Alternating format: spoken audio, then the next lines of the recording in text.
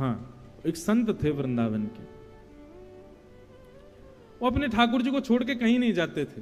पर एक बार एक भक्त ने बहुत प्रार्थना की, संत के भी मन में ऐसी भावना आ गई कि अब ये मेरे साथ जो सेवक रहता है ये भी सेवा सीख गया है, तो अपने ठाकुर जी की सेवा 2 दिन के लिए इसको दे जाता हूं, मैं हो आता हूं कहीं। सेवक से बोल के गए, सुनो हम 2 दिन के लिए जा रहे हैं, बढ़िया से सेवा करना ठाकुर जी की, और लौट करके आएंगे, अगर ठाकुर जी की सेवा हमको बढ़िया दिखी तो हम तुमको उपहार देंगे। सेवक बोला फिर ठीक है, फिर तो बढ़िया से सेवा करूंगा इस बार। अब महात्मा तो चले गए, सेवक ने क्या किया, अब उसके हो गए ठाकुर जी, उसने बढ़िया पानी में सरफ घोल करके और लेकर के ठाकुर जी रगड़ दिए पूरे ऊपर से नीचे, सरफ से नवा दिए। और इतना ही नहीं, बर्तन मांजने वाला जो मांजना होता उससे मांझ और दिए ठाकुर जी। एक घर में मैंने भी ऐसी सेवा देखी थी। आपको पता है, जो लड्डू गोपाल की सेवा करते हैं या कहीं भी सेवा करते हैं, ठाकुर जी की सेवा में कभी अंगूठे का प्रयोग नहीं करना चाहिए। अंगुष्ठ का प्रयोग मतलब ठाकुर जी को इत्र लगाते हैं या उठाते हैं बैठाते हैं, तो ऐसा भाव रखना चाहिए कि अंगूठा जो होता है सबसे बलवान होता है हमारे हाथ में। सेवा प्रणाली कहती है जब आप ठाकुर जी को अंगूठे से दबाते हैं तो उनको श्रम हो जाता है, उनको लगती है, इसलिए ठाकुर जी की सेवा में उंगलियों का प्रयोग करो। अब बहुत भारी ठाकुर जी हैं तो अंगूठा भी ऐसे स्थान पर लगाओ जहां पर ठाकुर जी को लगे ना, और फिर बैठाने के बाद में कहीं अंगूठा लगाना ही पड़ा है तो उसके बाद भी सहला दो, ठाकुर जी आपको श्रम हो गया। इतनी सूक्ष्मता देखी जाती है सेवा में। ठाकुर जी को अंगुष्ठ का प्रयोग नहीं। आरती करने के बाद आरती ठाकुर जी से दूर रखनी चाहिए, क्यों, उसकी गर्मी ठाकुर जी को लग जाएगी, उष्णता हो जाएगी। कई लोगों के यहां अखंड दीप जलते हैं, पर दीप का स्थान अलग होना चाहिए, ठाकुर जी के मुख पे नहीं। पर यह बात भी है कि ये सब सेवा भाव वहां है जहां भाव से सेवा होती है, जहां केवल और केवल बस करनी है वहां तो कुछ भी करो, पर जहां भाव प्राधान्य वहां छोटी छोटी बातों का ध्यान रखा जाता है। ठाकुर जी सरफ से धो दिए। उन संत को रात्रि स्वप्न में रोते हुए ठाकुर जी मिले, और जब रोते ही हुए नहीं, जहां जहां सरफ लगाया था जहां जहां वहां वहां घाव और आ गए ठाकुर जी को। संत तुरंत लौट करके आए, मंदिर में आकर के देखा ठाकुर जी चमक रहे थे, पहले से ज्यादा सुंदर दिख रहे थे। संत ने पूछा सेवक से, तुमने सेवा की ठाकुर जी? बोले हाँ। सही सही बताना क्या किया? बोले आप वो मत पूछो, ये बताओ ठाकुर जी बढ़िया लग रहे हैं ना? बोले ठाकुर जी बढ़िया लग रहे हैं, लेकिन बताओ तुमने क्या किया? जब बताया कि हमने सरफ से धोए, ठाकुर जी को लेप लगाया गया, ठाकुर जी को औषधि दी गई, ठाकुर जी को सुंदर काढ़ा पिलाया गया, 6 दिन तक ठाकुर जी की ऐसी औषधि से सेवा हुई, तब ठाकुर जी एक दिन स्वप्न में प्रसन्न होकर दर्शन दिए, तब संत को सुख मिला। चैतन्य, ठाकुर जी चैतन्य है, जड़ नहीं है, उनके प्रति जड़त्व की भावना नहीं रखनी चाहिए, साक्षात चैतन्य है। और यदि कोई व्यक्ति चैतन्य मान लेता है अपने ठाकुर जी को, चैतन्य मानते ही फिर वो कुछ ना भी करे चलेगा, बस उसकी चैतन्य बुद्धि ही उसका कल्याण कर देगी, वो ठाकुर जी के प्रति चैतन्य भाव है। चैतन्य भाव आएगा तो सेवा सिखानी नहीं पड़ेगी, सेवा अपने आप करोगे आप। घर में पुत्र जन्म लेता है, बताना नहीं पड़ता कि उसको दूध पिलाओ, बताना नहीं पड़ता उसके कपड़े बदलो, बताना नहीं पड़ता गीला हो गया है चेंज करो। पुत्र घर में आता है तो अपने आप मां को लगता है अब इसको भूख लगी होगी, अब इसको ये लगा होगा, अब इसके ये भाव, ऐसी ही सेवा होती है। ठाकुर जी को चैतन्य मानो, ठाकुर जी जड़ नहीं है, उनके प्रति जड़त्व की भावना नहीं। और आप विश्वास मानिएगा, जिस दिन से आपने चैतन्य मानना प्रारंभ, और सुनिए केवल ठाकुर जी नहीं, अपने गुरु को भी चैतन्य मानो, गुरु के प्रति भी चैतन्य भाव। मानव का कल्याण केवल 2 लोग कर सकते हैं, और दोनों ही गकार हैं, गा से प्रारंभ होते हैं। पहला तो ग्रंथ और दूसरा गुरु। जिसके जीवन में ये दो ग नहीं है, ग्रंथ और गुरु, उसका जीवन पशु के समान है, पशुवत है। या तो ग्रंथ को स्थान दीजिए जीवन में, लेकिन एक बात और सुनिएगा, केवल ग्रंथ को स्थान दिया, गुरु को स्थान नहीं दिया, तो भी कहीं ना कहीं फिसल जाओगे। ग्रंथ गुरु दोनों जीवन में चाहिए। अब गुरु जीवन में चाहिए, इसका मतलब दीक्षा हो, हम किसी प्रणाली से, किसी परंपरा से बंध जाएं। अगर आपका विश्वास अटूट है तो बंद हो, लेकिन सबसे पहले दिशा ग्रहण करो, सबसे पहले विश्वास अटूट करो उस स्थान पर, उस गुरु पर। विश्वास कैसा अटूट कि गुरु ने कल कह दिया ऐसा तो ऐसा, गुरु कह दे कि दिन तो दिन, गुरु कह दे रात तो, इतना विश्वास हो जाए तब ग्रहण करो। कबीरदास जी के प्रसंग में ऐसा आता है, कबीरदास जी की पत्नी इतनी अनुकूल थी उनके, दोपहर का समय 12 बज रहे होंगे, उस ऊपर आकाश में सूर्य टिमटिमा रहा है और श्री कबीरदास जी सुई में धागा पिरो रहे थे और धागा पिरोते पिरोते अपनी पत्नी से कहते हैं, अरे सुनो, दीपक लेके आना जरा, बाहर बैठे हैं प्रकाश में, दीपक लेके आना, मुझको धागा डालना है सुई के अंदर। पत्नी इतनी अनुकूल थी कबीरदास जी की, वो ये नहीं पूछती थी कि सूर्य निकला हुआ है, इतना प्रकाश हो रहा है, तुम अब दीपक जला के क्या करोगे। दीपक लेके आई, रखी। ऐसा मृत्यु से परिचय कराती है भागवत की कथा। मैं कथाओं में एक बात कहा करता हूं, बहुत ध्यान से सुनिएगा। ये 7 दिन की कथा क्या है? 7 फेरे हैं हमारे ठाकुर जी के साथ। प्रत्येक दिन की कथा से एक फेरा हो रहा है। दूसरे दिन की कथा कल दूसरा फेरा, तीसरे दिन की तीसरा फेरा, चौथे दिन की चौथा फेरा, ऐसे 7 दिन की कथा से 7 फेरे हो गए ठाकुर जी के साथ। अब 7 फेरे हो गए, मतलब हमारा ब्याह है ठाकुर जी के संग। और जैसे ही ब्याह भयो, अब ब्रजभाषा आ जाए बीच बीच में सुन लेना है, ठाकुर जी से ब्याह भयो। अब भयो को वयो मत समझ लेना, वयो मतलब गया है कि चले जाओ। क्या होता है वयो का मतलब? गया। वो गया, उसको ऐसे बोलेंगे वयो। तो भयो, भयो को ये ब्रजभाषा है, हिंदी में बोलते हैं हुआ, भयो हुआ। तो क्या बता रहा था मैं, भूल गया हैं? हाँ, 7 दिन की कथा। वाह महाराज जी, अच्छे श्रोता हैं आपके। तो हाँ, 7 दिन हमारा ब्याह हो गया। अब सप्ताह के बाद हम तो चले गए कथा करके, और ब्याह करके सब बहुओं को यहीं छोड़ गए। हमारी बहू नहीं, ठाकुर जी की बहू। हम तो ब्याह पढ़ाने वाले पंडित जी हैं, हम तो ब्याह करा रहे हैं। ब्याह के बाद ठाकुर जी तो चले गए। अब क्या है? अब प्रतीक्षा है। प्राचीन काल के भारत में ब्याह हो जाता था, गौना नहीं होता था। गौना होता था कुछ वर्षों बाद। ठीक वैसे ही आप सबका 7 दिन में ब्याह तो हो गया ठाकुर जी से कथा सुन के, अब गौने की प्रतीक्षा करो। गौना क्या है? मृत्यु ही गौना है, मृत्यु गौना है। श्रीमद् भागवत के श्रोताओं को मृत्यु मृत्यु नहीं दिखाई देती, उनको अपना गौना दिखाई देता। वो हमारा गौना है। घर के 4 सदस्य लेकर के जाएंगे, सजा धजा करके लेकर के जाएंगे, राम नाम का कीर्तन करते हुए जाएंगे, और चिता रूपी विमान पर हमको लिटा देंगे। और उस विमान में बैठ करके हम कहां जाएंगे? अपने प्रियतम के घर जाएंगे। एक बहुत सुंदर पद है, मुझे बहुत प्रिय लगता है, बहुत अच्छा पद है। कथा सुनने वाले के लिए मृत्यु क्या हो जाती है? कथा सुनने के बाद में मृत्यु मृत्यु नहीं रहे, हमारा गौना है।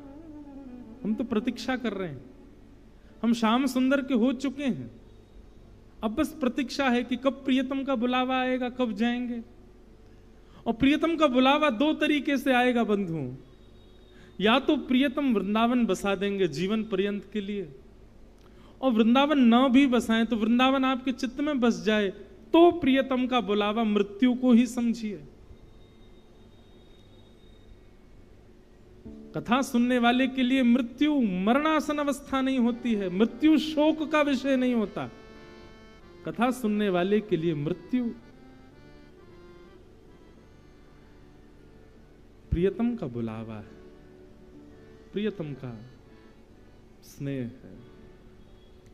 तो श्रीमद् भागवतम शास्त्रम कलौकीरेण भाषितम्। श्रीमद् भागवत रूपी शास्त्र कली रूपी इस कलयुग में भगवत प्राप्ति का साधन है। प्रश्न किया, बोले महाराज भागवत की कथा सबसे पहले किसने किसको सुनाई, आप कृपा करके हमको बताइए। तब बताया गया सबसे पहले भागवत की कथा सनत सनंदन सनातन सनत कुमारों ने नारद जी को सुनाई। क्यों सुनाई नारद जी को? तो वर्णन किया, नारद जी एक बार भ्रमण करते हुए पृथ्वी पर वृंदावन पहुंचे। वृंदावन में उन्होंने भक्ति महारानी को देखा। भक्ति महारानी बड़ी प्रसन्न नहीं थी, क्योंकि उनके पुत्र ज्ञान और वैराग्य वृद्ध हो गए थे। उनकी प्रसन्नता के लिए नारद जी महाराज ने बद्रीनाथ में जाकर के सनत कुमारों से पूछा। तब सनत कुमारों ने कहा, ज्ञान और वैराग्य को पुष्ट करने का एक ही तरीका है। क्या? गंगा द्वार समीपे तु तटमानंद नामकम। गंगा के द्वार पर आनंद नाम के वन में भागवत की कथा कराओ, उसी से ज्ञान और वैराग्य पुष्ट होते हैं। बंधुओं बहुत ध्यान से सुनिएगा, आप यहां भक्ति पुष्ट करने नहीं आए हो। भक्ति आप सबकी पुष्ट है, भक्ति मेरे अंदर आप सबके अंदर है। क्यों लगता है कि भक्ति हमारी पूर्ण नहीं है? क्योंकि ज्ञान और वैराग्य पुष्ट नहीं है। भक्ति के दो पुत्र हैं, ज्ञान और वैराग्य, वो हमारे चित्त में नहीं है। और ज्ञान और वैराग्य के ना होने के कारण मां भक्ति जो है वो विचलित रहती है। इसलिए हमको लगता है कि भक्ति हमारी पूर्ण नहीं। जैसे ही आपको ज्ञान हो जाएगा, जैसे ही आपको वैराग्य हो जाएगा।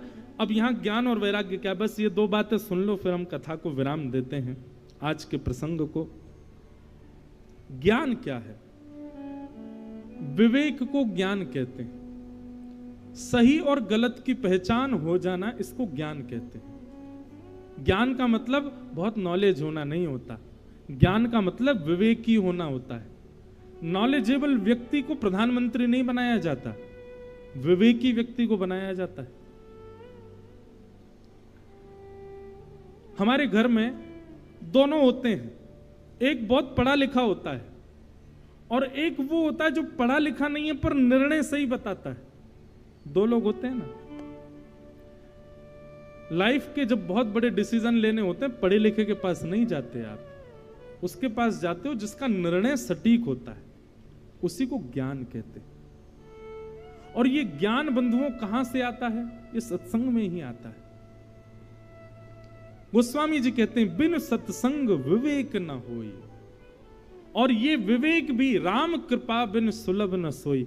आप पढ़ लिख करके विद्वान अपनी काबिलियत पर बन सकते हो, पर विवेकी ज्ञानी आप राम जी की कृपा से ही बनोगे। रावण के पास 10 सिर हैं, वो ज्ञानी बहुत है, पर विवेकी तो श्री हनुमान जी हैं। विवेकी तो श्री हनुमंत लाल है, रावण नहीं है। तो हमको विवेक प्राप्त करना, उसी को ही ज्ञान कहते हैं। विवेकी होना अच्छी बात है। माफ कीजिए, जिस व्यक्ति को निर्णय लेने में बहुत समय लगता है ना, समझ जाना कि वो सत्संग कम करता है। और जो व्यक्ति अपने जीवन में आई घटना हो, दुर्घटना हो, उस पर चंद विचार करके और निर्णय लेता है, और जो निर्णय लेता है वो सबके लिए उचित होता है, समझना ये सत्संगी व्यक्ति है। सत्संगी व्यक्ति की पहचान है। एक और बात इसमें भी चूक है कि कई लोग हैं वो बिना सोचे समझे निर्णय लेते हैं, वो भी गलत है, वो भी सत्संगी व्यक्ति नहीं है। तो पता कैसे चले निर्णय ठीक है? निर्णय में सबके सुख का विचार हो, सबके हित का विचार हो, और निर्णय लेने में ज्यादा समय भी ना लिया गया हो, तो समझ जाना सत्संगी व्यक्ति है, सत्संग करता है। ये ज्ञान का स्वरूप है।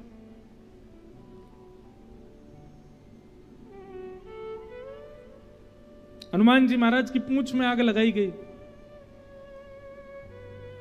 अगर ज्ञानी नहीं होते तो विचलित हो जाते, जरा से पट्टा लपेटे गए पूंछ पे तभी उछल कूद मचा देते, नहीं खड़े ही रहे। ये विवेकी व्यक्ति का लक्षण है। लंबी पूंछ करते गए, और लाओ और लाओ और लाओ। क्यों भाई? पूरी लंका है, बड़ी लंका है, ज्यादा सामग्री लगेगी, खड़े रहो। ज्ञानी है इसीलिए ऐसा कर पाए। और जैसी आग लगाई महाराज, जिस जिस घर से आया था कपड़ा सारे जला दिए, विभीषण को छोड़ के सारी लंका जल गई। अच्छा, लंका जलाने का एक कारण और था, पता है आपको? हनुमान जी महाराज ने जब लंका देखी ना, हनुमान जी मोहित हो गए लंका पर। वाह, बड़ी सुंदर है। हनुमान जी महाराज ने जब लंका को देखा तो बोले कितनी सुंदर लंका है, लेकिन तुरंत मन में विचार किया, इतनी सुंदर लंका है पर श्री राम जी से युक्त नहीं है, और राम जी से युक्त नहीं है और मुझे भा रही है, तो ऐसी लंका को तो आग लगा दूंगा मैं, जिसमें राम जी नहीं है, जो राम जी की नहीं है। मुझे कैसे भा सकती है, मुझे कैसे प्रिय लग सकती है? और मुझे यदि प्रिय लग गई है और राम जी से विहीन है, ऐसी लंका को मैं देख नहीं सकता दोबारा। उसको ऐसा बना दिया कि दोबारा आऊं तो मेरा मन ना लगे इसको देखने में। लंका ऐसी बना करके गए कि जब राम जी की पूरी सेना लेकर के हनुमान जी आए ना, तो दूर से ही देखते ही हनुमान जी का अब मन ही नहीं कर रहा लंका को देखने का। बोला हाँ अब ठीक है, अब मेरे नेत्रों को भा नहीं रही, अब बढ़िया है। राम जी से युक्त होती तो देखता इसको। बहुत सुंदर है राम कथा भी, अद्भुत है। तो हनुमान जी विवेकी हैं, रावण ज्ञानी है। हमको विवेकी बनना है, कब कहां कैसे क्या निर्णय लेना है, और वो निर्णय सबके हित का है कि नहीं, उस निर्णय में कहीं मेरा पक्षपात तो नहीं हो रहा है, ये विचार करके निर्णय लेना, ये सत्संगी व्यक्ति का लक्षण है। ये ज्ञान कहलाता है, सही गलत की पहचान। भक्ति के प्रथम पुत्र ज्ञान, और भक्ति के दूसरे पुत्र का नाम है वैराग्य। वैराग्य कौन है? मैं अपनी हर कथा में कहता हूं, वैराग्य का मतलब हम त्याग समझते हैं, छोड़ देना।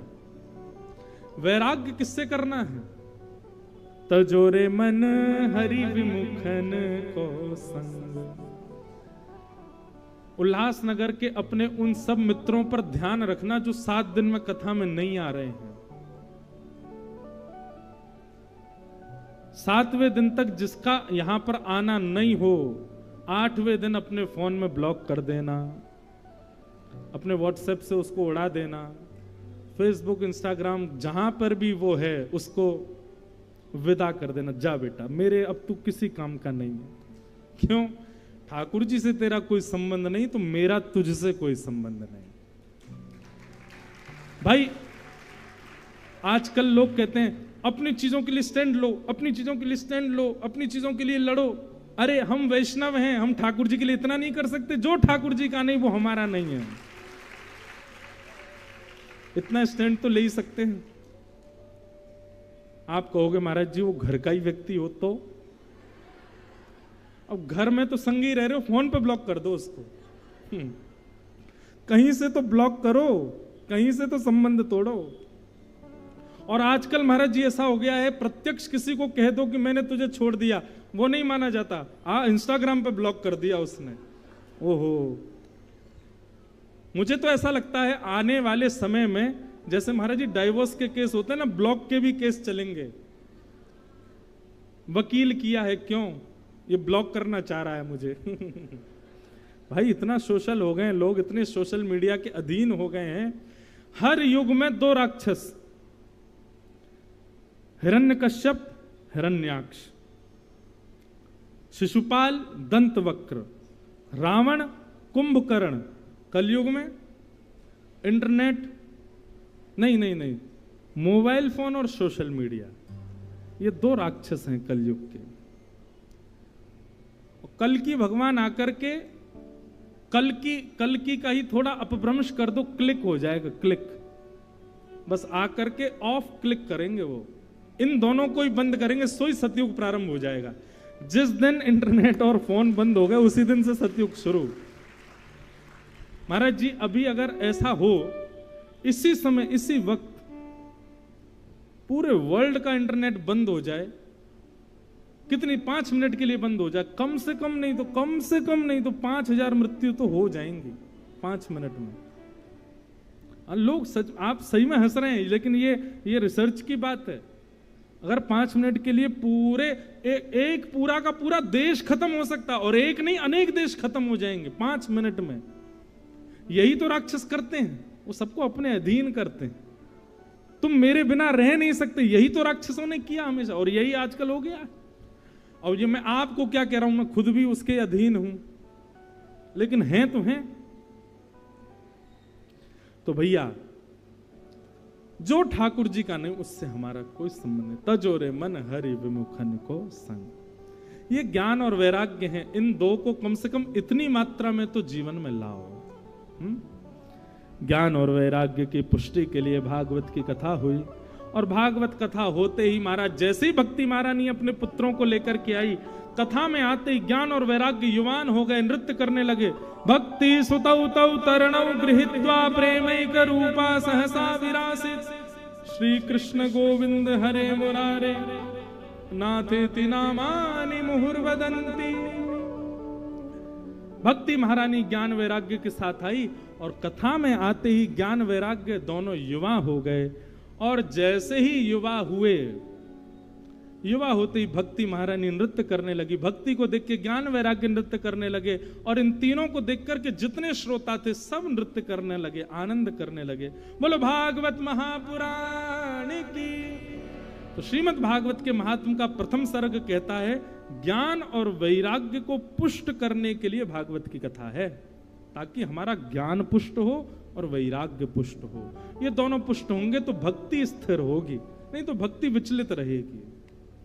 जब तक नहीं हो तब तक मैं आपसे हाथ जोड़ूं, कहीं दीक्षा मत लो।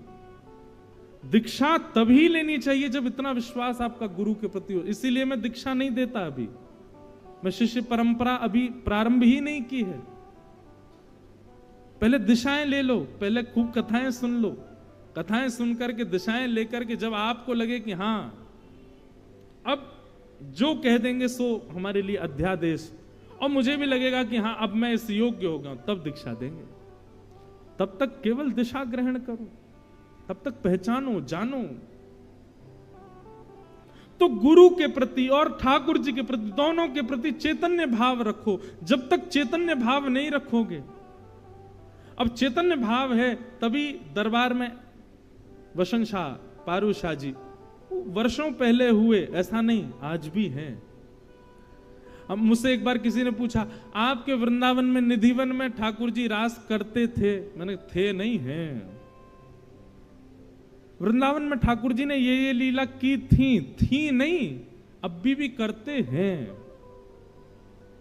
ये था, ये थे, हैं में बदल जाए, इसी को कहते हैं चैतन्य। आप जड़ भाव मत रखो ठाकुर जी के प्रति, चैतन्य भाव ले आओ। परम चैतन्य है वो, ऐसी भावना रखो। ये दूसरा रूप है ठाकुर जी का, सत्य, चित्त, और तीसरा आनंद। आनंद ठाकुर जी का स्वरूप है। बंधुओं, अभी आप कथा में बैठे हो, कथा में नीचे फर्श पर बैठे हो, कूलर भी लगे, दूर दूर लगे, फिर भी चेहरे पर थोड़ा थोड़ा पसीना आ रहा है, ह्यूमिड की वजह से थोड़ी चिकनाहट सी, चिपचिपाहट सी हो रही है। ऐसी सेम सिचुएशन आपके लिए अगर मूवी थिएटर में कर दी जाए, आप मूवी देख पाओगे? नहीं देख पाओगे। आपकी सेम ऐसी सिचुएशन किसी बड़े पैमाने पर हो रहे किसी कार्यक्रम में, जहां पर बहुत कुछ है, वहां कर दी जाए, सुन पाओगे, रह पाओगे? नहीं रह पाओगे, आप तुरंत भागोगे वहां से। क्यों?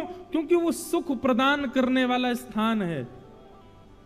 यहां आप डट करके क्यों बैठे हो? इतनी सारी भीड़ में भी एक दूसरे से कमर लगाए, हिलडुल भी नहीं पा रहे, फिर भी क्यों बैठे हो? उसमें भी प्रसन्न मुद्रा में बैठे हो, क्यों बैठे हो? क्योंकि यहां सुख नहीं, यहां आनंद की प्राप्ति, और यही आनंद श्री कृष्ण है। यही आनंद है श्री कृष्ण, यही श्री कृष्ण है जो आप सबके मुख पर प्रसन्नता के रूप में दिख रहे हैं। आप यहां पर गिन नहीं रहे, मैं भी तो नहीं गिन रहा, मुझे भी थोड़ी बहुत दिक्कत तो हो रही, मुझे मेरी आवाज ही थोड़ी कम आ रही, गूंज आ रही, कुछ हो रहा है, लेकिन एक प्रसन्नता है ना।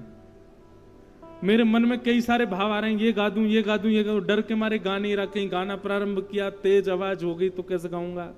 पर फिर भी ये प्रसन्नता चित्त पर जो है, प्रसन्नता मुख पर जो है, यही श्री कृष्ण है। ये प्रसन्नता कुछ और नहीं, यही आनंद है, और यही आनंद श्री कृष्ण है। यही आनंद श्री कृष्ण है, और ये आनंद सदा मिलता रहे हमें, इस आनंद सदा रहे हमारे साथ, ये आनंद सदा रहे हमारे चित्त में। जैसे आप 6 बजे से लेकर के और कथा के विश्राम तक हो, मैं कहता हूं व्यक्ति का उद्देश्य क्या होना चाहिए, जैसा वो कथा में होता है, जैसा वो 7 दिन तक होता है, वैसा वो जीवन भर रहे। ये 4 घंटा वाला जो हमारा स्वरूप है ना, अभी इसी समय अपनी सेल्फी ले लो, एक एक लेना नहीं, ऐसे ही बोल रहा हूं। अभी इस समय आपकी फोटो जो खिंचेगी ना, वो सबसे सुंदर होगी मेरे हिसाब से। बस ऐसा जैसे अब हो, ऐसा पूरा जीवन भर हो जाओ। भागवत जी ऐसे अनुग्रह करें, भागवत जी ऐसी कृपा करें, ऐसा पूरा जीवन हो जाए हमारा। ये जीवन समर्पित चरण में तुम्हारे, तुम ही मेरे सर्वस्व, तुम ही प्राण प्यारे, तुम्हें छोड़ कर नाथ मैं किससे कहूँगा, जहाँ ले चलोगे वहीं मैं चलूँगा।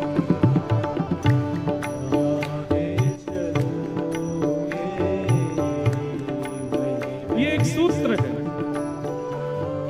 ये एक सूत्र है।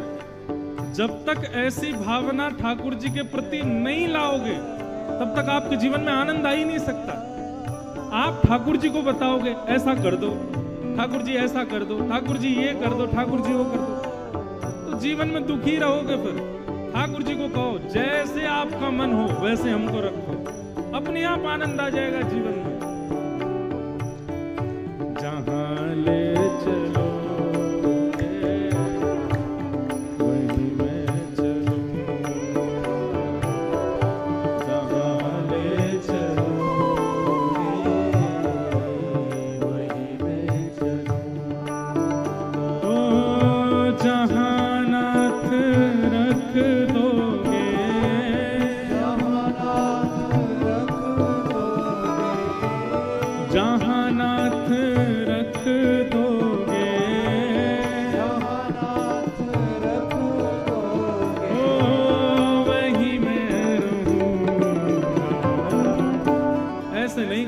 करताल बजा के गाते हैं। जहां ले चलोगे वहीं मैं चलूंगा, जहां ले चलोगे वहीं मैं चलूंगा। ओ ये जीवन समर्पित चरण में